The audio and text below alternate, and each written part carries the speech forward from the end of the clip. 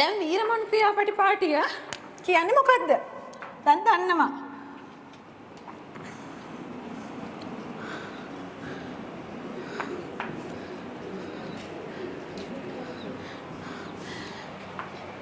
අපිට වැය විෂයක යම් ප්‍රතිපාදනයක් මදි වුණොත් තවත් වැය විෂයකින් ප්‍රතිපාදන මාරු කරගන්න අවස්ථාව සැලසලා තියෙනවා. හරිද? මේ යටතේ පුතේ අපි දැන් ඔයාලට මම දැන් උදාහරණයක් ඔයාලා හැමෝටම පේනවද? පේනවද? හරි. අපි හිතමු 130 1 2 1001 130 1 2 1003 මෙන්න මේකේ ලක්ෂ 5යි මේකේ ලක්ෂ 3යි වෙන් වෙලා තියෙනවා.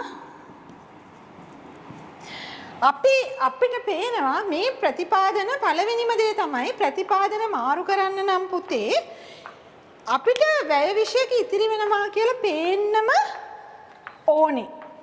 වැය විෂයක ඉතිරි වෙනවා කියලා ඔයාලට පේන්න ඕනේ. ඉතිරි වෙන්න ඕනේ. හරිද? ඉතිරි වෙනවා කියලා ඔය ස්ථිරවම තහවුරු කරගන්නත් ඕනේ. ඇයි එහෙම කියන්නේ? ඒ වැය විෂයෙන් ප්‍රතිපාදනයක් එළියට ඇද්දොත් ආයෙකට ඕනොත් ප්‍රතිපාදන ආයෙනම් ගන්න බෑ. මොකද මං කිව්වේ? දැන් 1001 තියෙනවා ලක්ෂ 5ක්. හරිද? 1001 තියෙන ලක්ෂ 5 මම හිතනවා මට ලක්ෂයක් වැඩි වෙනවා. මම දැන් නොවැම්බර් අන්තිම හරියේ ඉන්නේ. නොවැම්බර් අන්තිම පරිද්දවල ඉන්නේ. මට දෙසැම්බර් වැටපු විතරයි ගෙවන්න තියෙන්නේ. හරිද? එතකොට මට පේනවා මම ආපු ක්‍රමය ඕවා මේවා අනුව දැන් මට තව ඉතුරු වෙලා තියෙනවා මෙච්චරක ප්‍රතිපාදන නිකන් ලක්ෂයක් ඉතුරු වෙනවා වගේ මට පේනවා. හැබැයි ඔයා ඒක හරියටම තහවුරු කරගන්න ඕනේ මට හරි ලක්ෂයක් ඉතුරු වෙනවා. ලක්ෂයක් ඉතුරු වෙනම නම් ඔයාට පුළුවන් 1003ට ප්‍රතිපාදන මාරු කරන්න. හරිද? ලක්ෂයක් ඉතුරු වෙනවා. ඔයා ඔන්න 1003ට ප්‍රතිපාදන මාරු කළා 12යි 5. 12යි 10 මාරු කළා කියන්නේ 12යි 10 මාරු කළා. හරිද? දැන් මාරු කරලා ඉන්නකොට 12යි 12 වෙනිදා එනවා ඔයාගේ තියෙන වේකන්සි 3කට ළමයි 3 දෙනෙක් පත් වීම අරන්. දැන් ඔයා ගානට තිතට තියාගෙන තමයි මාරු කළේ. ගිය මාසෙත් මෙච්චරයි දැන් මේ මාසෙ විතරනේ තියෙන්නේ. ඔන්න හරි ගිය මාසෙ පඩිය ගාන තියාගත්තා මාරු කළා. ඔයාට ඒ ළමයි 3 දෙනාට ගෙවන්න අනිවාර්යෙන් ලක්ෂයක් ඕනේ. දැන් ඔයා මාරු කරලා ඉවරයි. හැබැයි පුතේ එහෙම මාරු කළාට පස්සේ ආයි ඔයාට 1001ට මොන විදිහේ අවශ්‍යතාවයක් වුණත් ඔයාට ආයි ප්‍රතිපාදන මාරු කරගන්න බෑ. ආයි ප්‍රවෙන තැනකින් ප්‍රතිපාදන ගන්න බෑ. තේරුණාද? හා. එතකොට ඔයාට මාරු කළ නොහැකි අවස්ථාවක් තමයි ප්‍රතිපාදන ඉතුරු නොවේ නම්. කිසිම එක ප්‍රතිපාදන ඉතුරු වෙන්නේ නැත්නම් ඔයාලට මාරු කරන්න බෑ. හරිද? ඔයාට දැන් මේකේ අහන්නේ මොකද්ද ප්‍රශ්න අහන්නේ පුතේ වීරමන් ක්‍රියාපටිපාටි යටතේ ප්‍රතිපාදන මාරු කළ හැකි අවස්ථා මොනවද නොහැකි අවස්ථා දෙකක් ලියන්න. කළ හැකි අවස්ථා දෙකක් ලියන්න වගේ තමයි එන්නේ. එහෙම આવොත් දැන් ඔයාට වීරමන් ක්‍රියාපටිපාටි යටතේ ප්‍රතිපාදන මාරු කරන්න බෑ. පළවෙනි එක තමයි ප්‍රතිපාදන ඉතුරු නොවේ අපේක්ෂා කරනව නම්. අනිවාර්යයෙන්ම ස්ථිරවම ප්‍රතිපාදන ඉතුරු වෙන්න ඕනේ. මොකද මාරු කළාට පස්සේ ආයෙ ඕනුනොත් ගන්න බෑ. තේරුණාද? හා. හරි. එතකොට දැන් ඔයාට පේනවා එකම ශීර්ෂය, එකම වැඩසටහන, එකම ව්‍යාපෘතිය වැය විෂයන් දෙක විතරක් වෙනස්. හරිද? මේක ටික සංකීර්ණයි හරියට බලා ගන්න. හරිද? හරි. එතකොට දැන් පුතේ එකම ශීර්ෂයේ එකම වැඩසටහන එකම ව්‍යාපෘතියේ පුනරාවර්තන වැය විෂයන් දෙකක් අතර මෙයත් පුනරාවර්තනයි මෙයත් පුනරාවර්තනයි පුනරාවර්තන වැය විෂයන් අතර ප්‍රතිපාදන මාරු කරන්න පුළුවන්. එකම ශීර්ෂයේ එකම වැඩසටහනේ එකම ව්‍යාපෘතියේ පුනරාවර්තන වැය විෂයන් දෙකක් අතර ප්‍රතිපාදන මාරු කළ හැකියි. හරිද?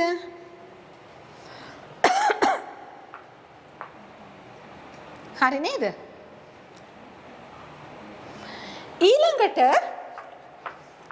එකම ශීර්ෂයේ එකම වැඩසටහනේ එකම ව්‍යාපෘතියේ දැන් කිව්ව පුනරාවර්තන ව්‍යාපෘතියකින් පුනරාවර්තන වැය විශේෂකින් පුනරාවර්තන වැය විශේෂයකට පුළුවන්. ඊළඟට පුනරාවර්තන වැය විශේෂකින් මම 2103ට මාරු කරනවා. පුනරාවර්තන වැය විශේෂකින් ප්‍රාග්ධන වැය විශේෂයකට පුළුවන්. පුනප්‍රාග්. හරිද? පුනරාවර්තන වැය විශේෂකින් ප්‍රාග්ධන වැය විශේෂයකට මාරු කරන්න පුළුවන්. දැන් මේක හැමතිස්සෙම පුතේ ඉස්සෙල්ලම මම ඔයාලට ලියා ගන්න වෙලාවක් දෙන්න මැනික. ඕ නැත්තම් ඔයා ඩෝන් ගාලා ලියනවා මේක ඔළුවේ නෑ. විනාඩි දෙකක් දෙන්නම් ඉස්සෙල්ලා අහගන්නකෝ. හරිද? මේක අහගත්තේ නැත්තම් ලියලා වැඩකුත් නෑ. ඊට පස්සේ ඔයා ගිහින් ලියන්නේ පුන පුළුවන්. පුන ප්‍රාග් පුළුවන් කියලා තමයි. නේද? අපි පේපර් මාකින් කරනකොට එහෙමයි ඉන්නවා. සමහර ඒවා අපි හොයනවා මේ අර පාඩම් කරන්න අර මුල අකුරු මතක තියාගන්න දීලා සෑලා දෙන්නේ. මේ මෙන්න මෙහෙම තියාගන්න කියලා. ඒ අකුරු වලින් ලියපුවා තියෙනවා. සඳ සහ කිය. සඳ සහ.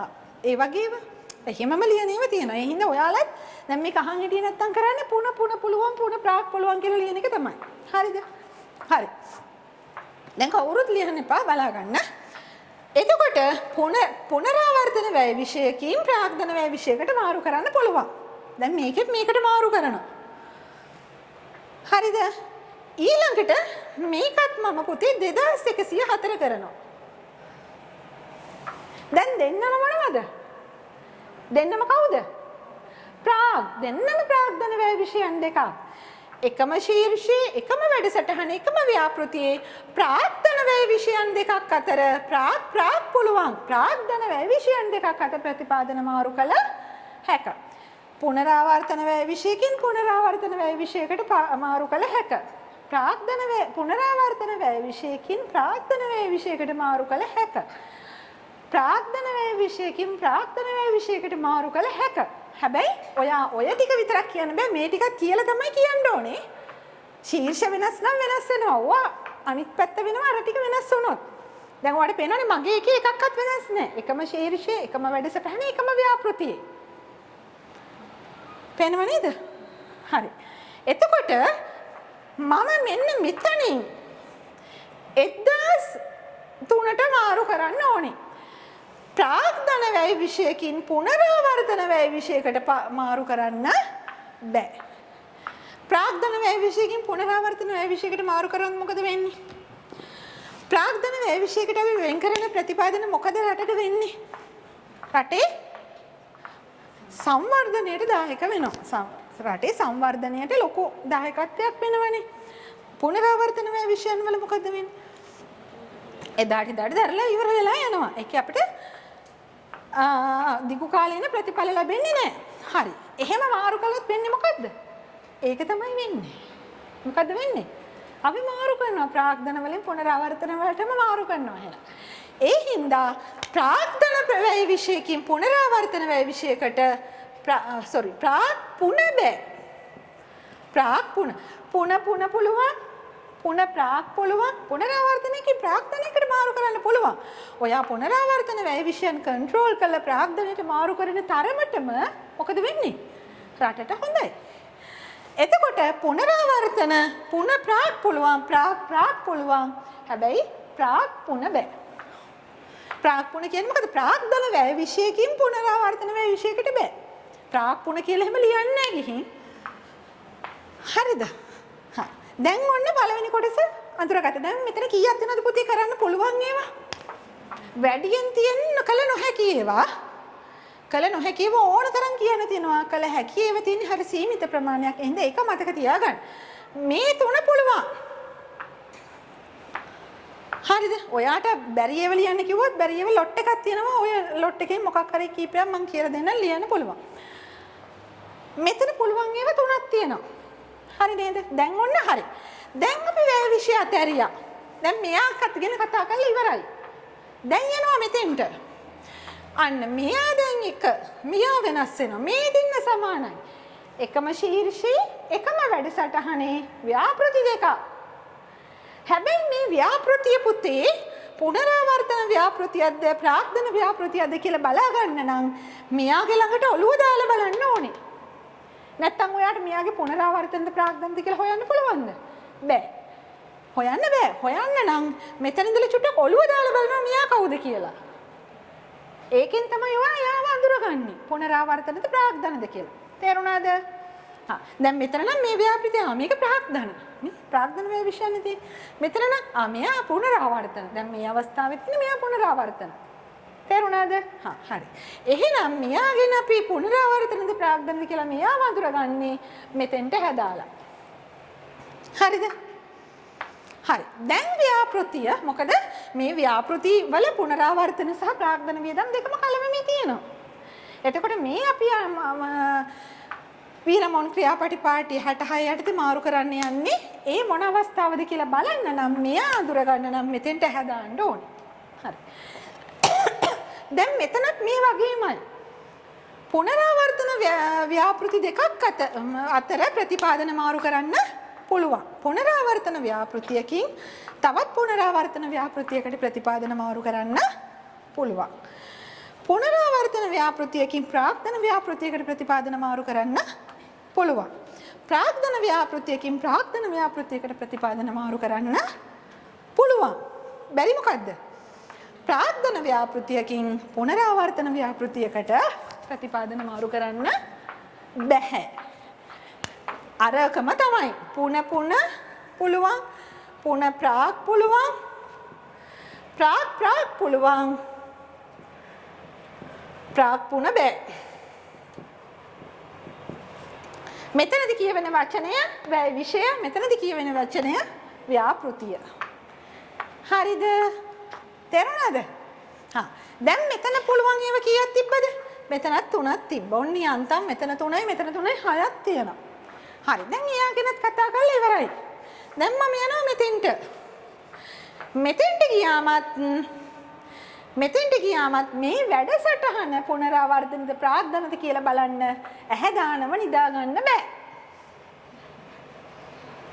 මං කිව්වා මට මොන කොනේ නිදාගත්තත් ඇහැ යන්තම් පිය වෙනකොට පේනවා. හරිනේ? හරි. ප්‍රාග්ධන වැඩසටහන ප්‍රාග්ධනද පුනරාවර්තනද බලන්න නම් කොතෙන්ද හදාන්නේ? මෙතෙන්ට හදාලා බලනවා මෙයා ප්‍රාග්ධන වැඩසටහනක්ද පුනරාවර්තන වැඩසටහනක්ද? හරිද? හරි. එතකොට දැන් ඔයා මෙතෙන්ට වැඩසටහන ළඟට ගියාම පුතේ මෙතන පොඩ්ඩක් වෙනස්. මෙයාගේ පුනරාවර්තන වැඩසටහනකින් පුනරාවර්තන වැඩසටහනකට මාරු කරන්න පුළුවන්. හරිද? මෙතන පුනරාවර්තන වැඩසටහනකින් ප්‍රාග්ධන වැඩසටහනකට මාරු කරන්නත් පුළුවන්. අනේ පුනට පුළුවන්. පුන දෙන්නටම දෙනවා. හැබැයි ප්‍රාග්ධන වැඩසටහනකට කලින් එකේ මොකක්ද උනේ? ප්‍රාග් පුළුවන්. මේකේ ප්‍රාග්ධන වැඩසටහනකින් ප්‍රාග්ධන වැඩසටහනකටවත් ප්‍රතිපාදන මාරු කරන්න බෑ. ප්‍රාග්ධන වැඩසටහනකට වෙන් කරපු කිසිම ප්‍රතිපාදනයක් ප්‍රාග්ධන වැඩසටහනකට හෝ පුනරාවර්තන වැඩසටහනකට මාරු කරන්න බෑ. ඒ කියන්නේ වැඩසටහන් අතර ප්‍රාග්ධන මාරු කළ නොහැක. තේරුණාද? දැන් ඕන්න ලියාගන්න. තේරුණාද? වැඩසටහන් අතර ප්‍රාග්ධන ප්‍රතිපාදන මාරු කරන්න බෑ. එහෙනම් මෙතන පුළුවන් දෙකයි. අනේ ඔය 8 විතරයි පුළුවන්. මෙතන 3යි, මෙතන 3යි, මෙතන 2යි විතරයි පුළුවන්. ඔයාට බැරි ඒවා පුතේ ලියන්න පුළුවන්. ප්‍රාග්ධන එකම ශීර්ෂය, එකම වැඩසටහන, එකම ව්‍යාපෘතියේ ප්‍රාග්ධන වැය විෂයකින් පුනරාවර්තන වැය විෂයකට බෑ. ප්‍රාග්ධන ව්‍යාපෘතියකින් පුනරාවර්තන ව්‍යාපෘතියකට බෑ. ඒ වගේම තමයි එකම ශීර්ෂය ඇතුලේ එකම ශීර්ෂයේ ප්‍රාග්ධන වැඩසටහන් අතර ප්‍රතිපාදන මාරු කරන්න බෑ. ප්‍රාග්ධන වැඩසටහනක ප්‍රාග්ධන ප්‍රතිපාදන මාරු කළ නොහැක. ඒ වගේම තමයි පුතේ ශීර්ෂ අතර ප්‍රතිපාදන මාරු කරන්න බෑ. දැන් මම රාජ්‍ය පරිපාලනයට වෙන් වෙච්ච ප්‍රතිපාදනයක් සෞඛ්‍ය අමාත්‍යාංශයට දෙන්න බෑ. තේරුණාද? ශීර්ෂ අතර ප්‍රතිපාදන මාරු කරන්න බෑ. හරිද?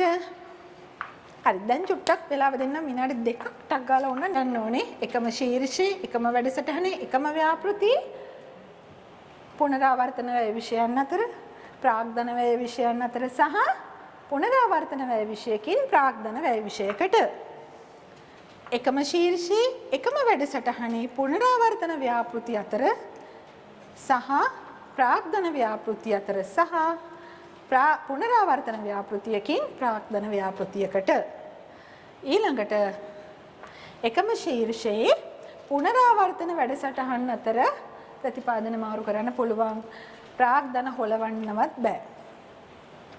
තේරුණානේ? පුනරාවර්තන වැඩසටහනකින් තවත් පුනරාවර්තන වැඩසටහනකට පුළුවන්. බැරි ඒව තමයි ප්‍රාග්ධන වැඩසටහනකින් ප්‍රාග්ධන වැඩසටහනකට බෑ. ප්‍රාග්ධන ප්‍රතිපාදන මාරු කළ නොහැක. වැඩසටහන් අතර ඒ වගේම තමයි ශීර්ෂ අතර ප්‍රතිපාදන මාරු කරන්න බෑ.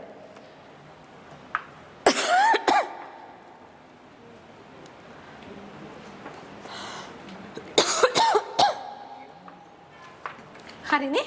ඔය වීරමොන් ක්‍රියා පටිපාටිය. දැන් අපි හානි පාඩු කරන්න තියෙනවා. හම්මා.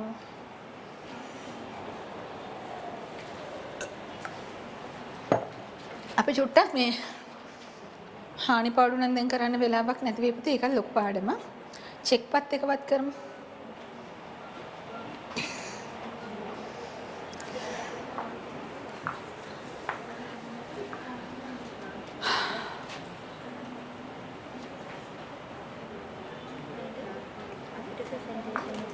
දෙන්න. ප්‍රසන්ටේෂන් එක නම් දෙන්නම් පුතේ. හැබැයි ප්‍රසන්ටේෂන් එක ගත්තට ඔයාලා මේ ඉගෙන ගන්න කැරෙන්න ප්‍රසන්ටේෂන් එක කියවලා ඉගෙන ගන්න මොකක් හරි කියවලා ඉගෙන ගන්න බෑ ඉෆා.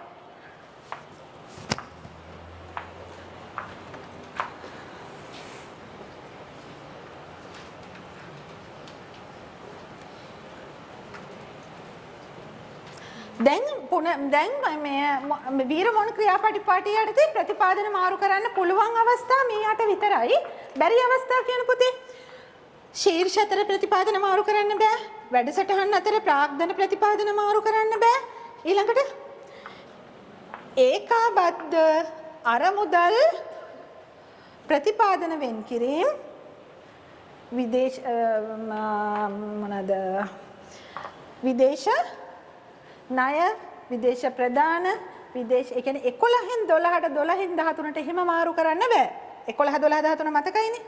ඒකාබද්ධ අරමුදල් ප්‍රතිපාදන යකින් විදේශ ණය ප්‍රතිපාදනයකට මාරු කරන්න බෑ.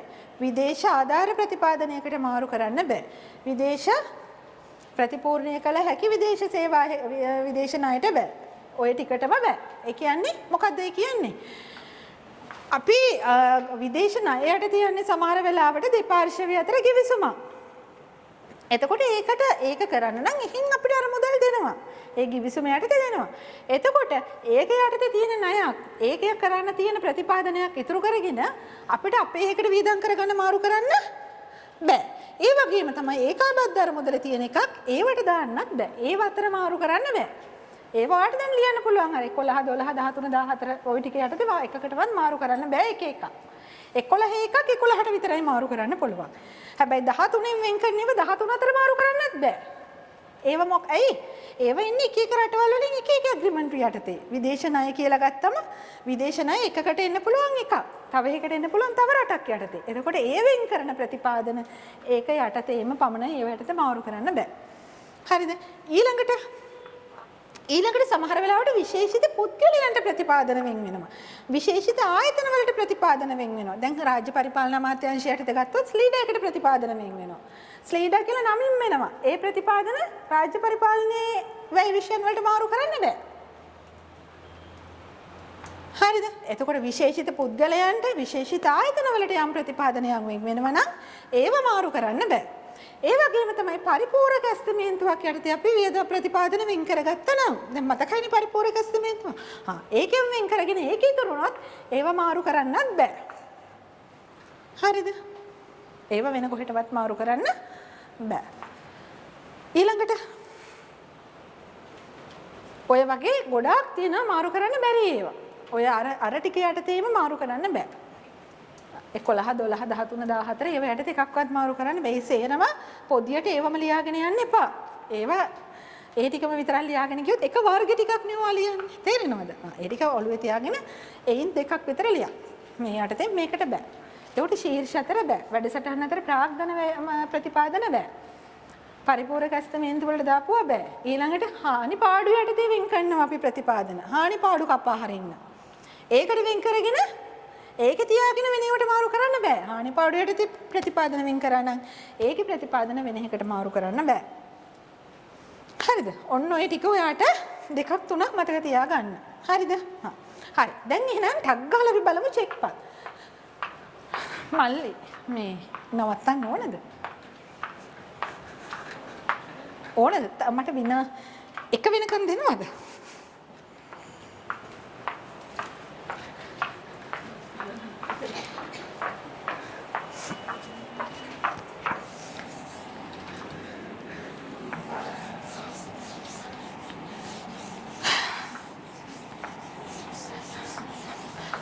මට මේ දාගතපු වැඩ මේ වරුවේ ගොඩාක් තියෙනවා. ඒ වුණාට දැන් කියලා දෙන්න ගියාම සහ ඔයාලට දැන් විභාගෙත් එක්ක දැන් ඔයාලා විභාගෙට ටාගට් කරලා ඉන්නේ. නේද? ඒ හින්දා නිකන් අතාරින්න බෑ වගේ හිතෙනවා. හරි. මොකද පුතේ චෙක් පතක් කියලා කියන්නේ? චෙක් එකක් ගත්තම මේකෙන් එන්නේ ගොඩක් වෙලාවට ඔයාලට ගොඩක් වෙලාවට මේ පාඩමින් එනවා. ඉරි ගහන්නත් එනවා දෙවෙනි එකටත් ලියන එකටත් එනවා. එන්න පුළුවන්. හරි. මේ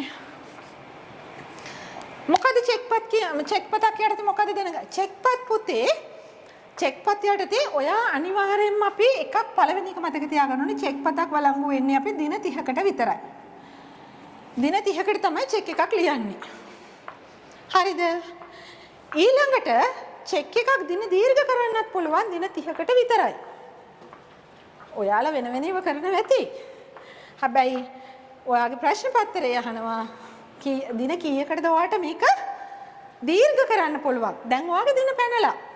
එතකොට මේ චෙක් එක ආයෙ වළංගු කරන්න ඔයා දින දීර්ඝ කරන්න ඕනේ. දින දීර්ඝ කරන්න ඕනේ ඔයා දින කීයකටද? උපරිම ඔයාට කරන්න පුළුවන් දින 30කට විතරයි. හරිද? හරි. ඊට පස්සේ තමයි මොකද චෙක්පත? චෙක්පතක් පුතේ මම රේඛනය කියන එක වෙනම පාඩමක් යට දැන් වෙනමම කරනවා. දින 30කට ඔයා චෙක් එක දන්නවා.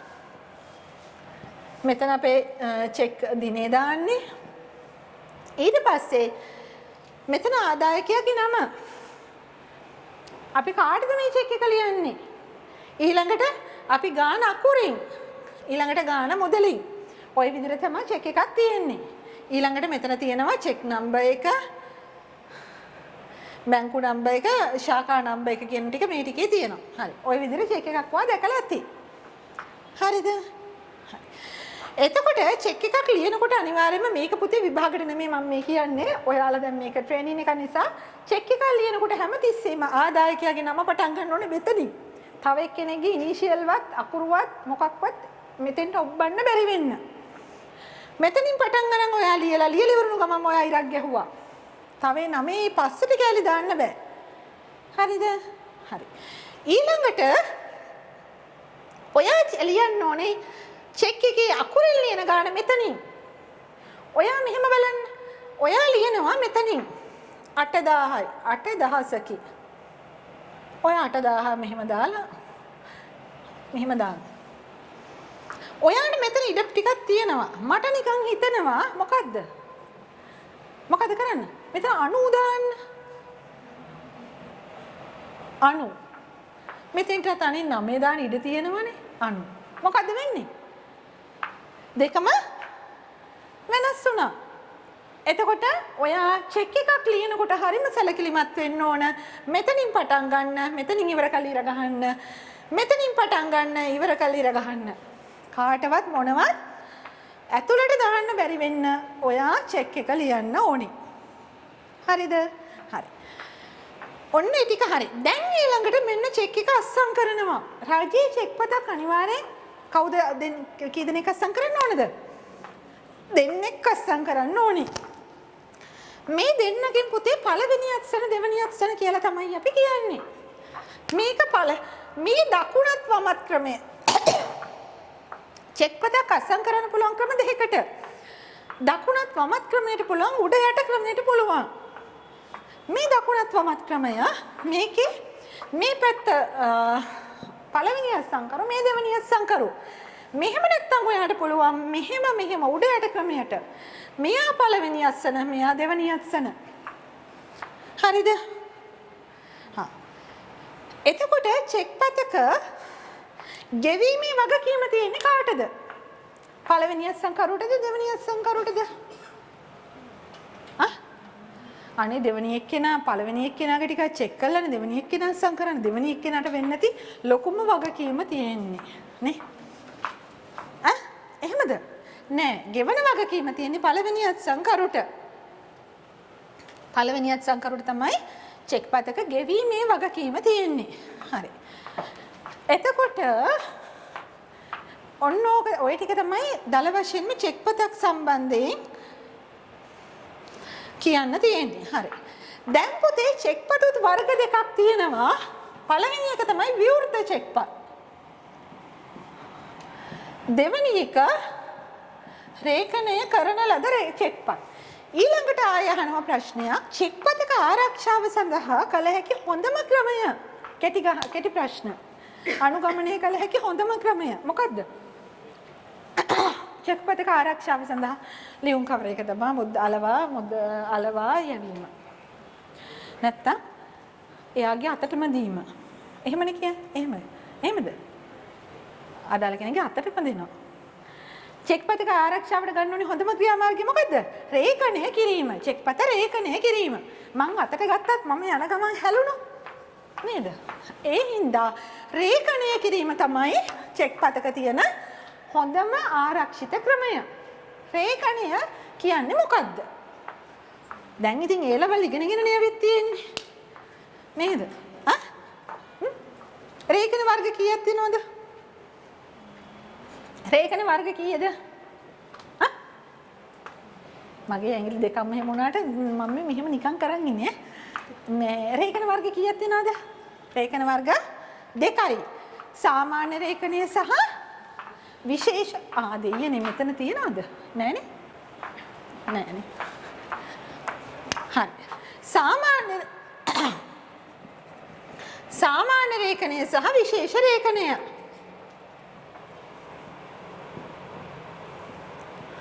හරි. සාමාන්‍ය රේඛනය කියලා කියන්නේ මොකද්ද?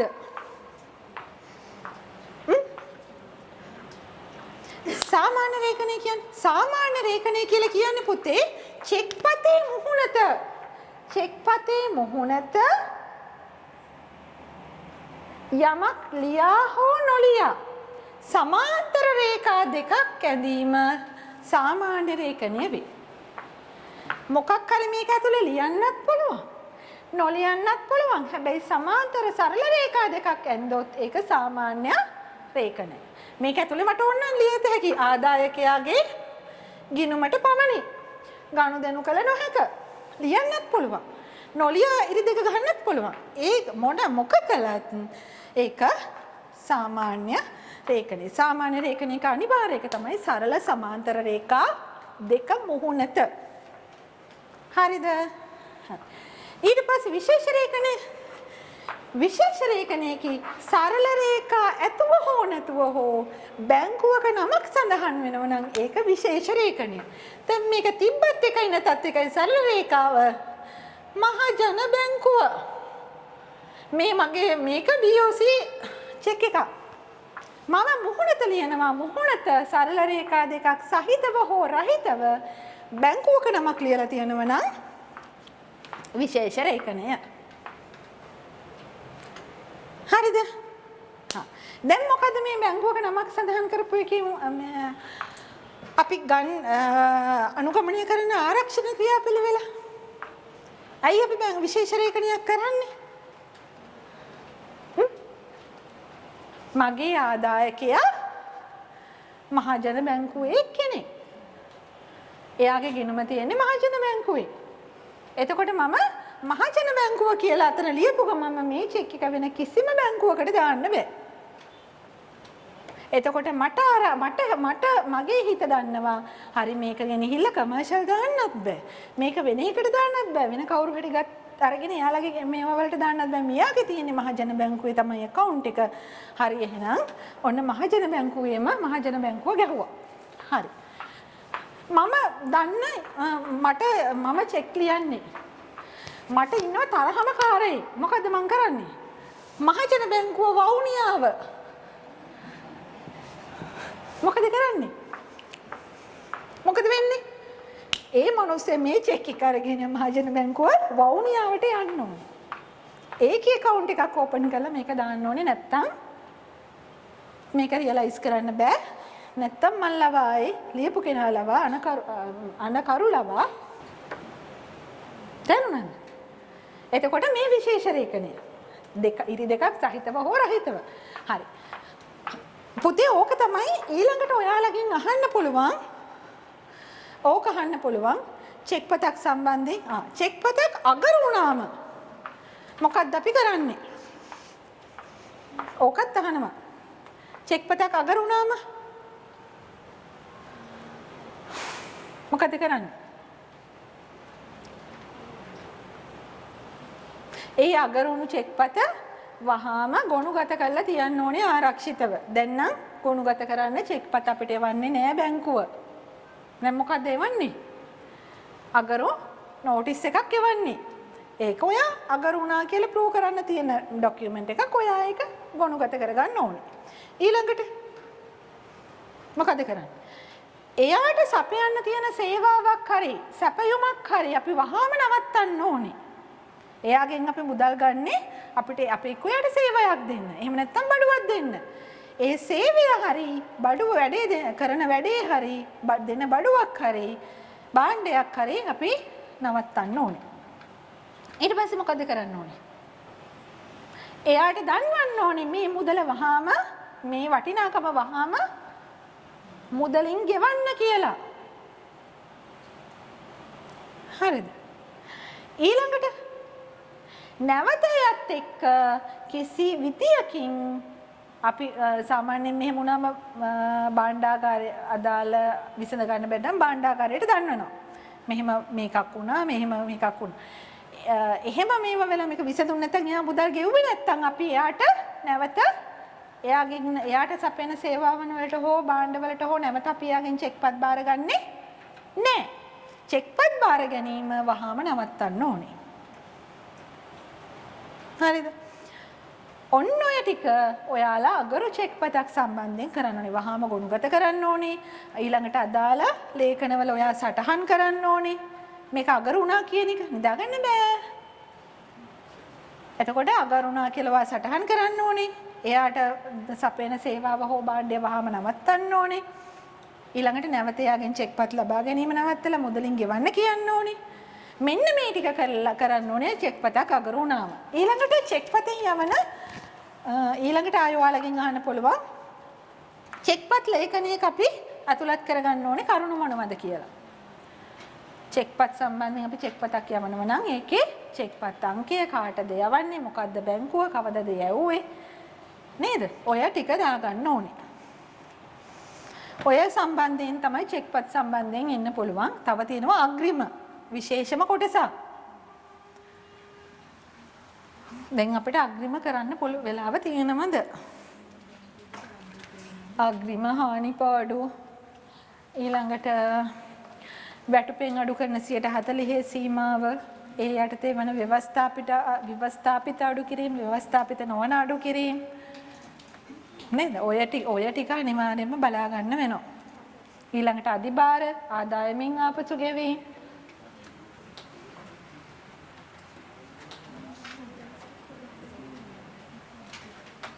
මොකද කරන්නේ?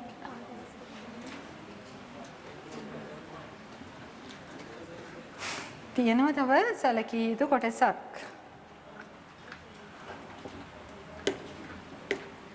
හැබැයි ඔය කරපු ටිකෙන් නම් ආවොත් ඇත්තමයි ළඟට ඇවිල්ලා ටොකු අනිනවා. දැන් බැරි වුණොත් ඔය වයින් ඇවිල්ලා.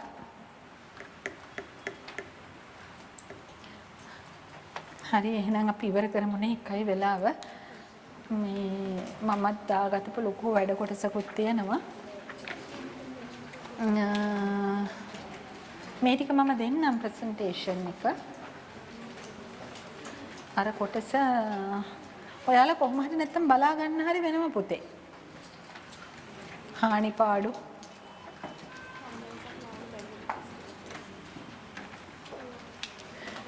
තව දවසක්. ඔයාලට දැන් 9 එක්සෑම් තියෙනවනේ නේද?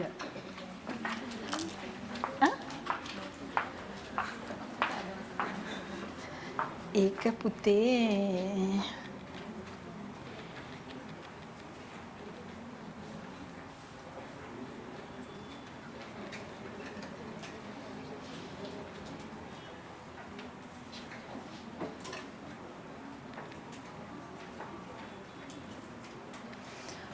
ඔයාලා වාණිජ බැංකුවක් කියන්නේ මොකද්ද කියන එක දන්නවනේ?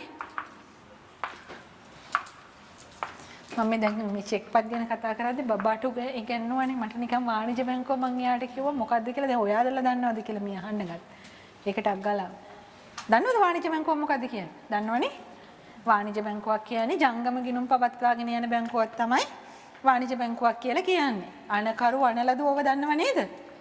නේද? චෙක් පතක අනලදු කියන්නේ මේ අනලදු කියන්නේ මෙන්න මේ BOC බැංකුව. එයාට තමයි අපි අන කරන්නේ. මේ අස්සම් කරන්නේ. මෙයා තමයි අනකරු. මෙයා මෙතන නම සඳහන් පුද්ගලයා තමයි ආදායකයා. කාටද මේ චෙක් එක යන්නේ? මෙයා ආදායකයා. මෙයා අනලදු. අනලදු BOC එක තමයි අපි අන කරන්නේ. ඔයා මෙන්න මෙයාට රුපියල් 18000ක් ගෙවන්නු. නේද? ඉල්ලීමක් නෙමෙයි කරන්නේ. ගෙවන්න පුළුවන්ද කියලා අහනවද? නෑ, ගෙවනු. අනක් කරන්නේ. එතකොට අනකරු මෙයා, අනලදු මෙයා, ආදායකයා මෙයා. ජංගම මනද වාණිජ බැංකුවක් කියන්නේ ජංගම ගිණුම් පවත්වාගෙන යනව නම් යම් බැංකුවක ඒ බැංකුව වාණිජ බැංකුවක්. හරි නේද?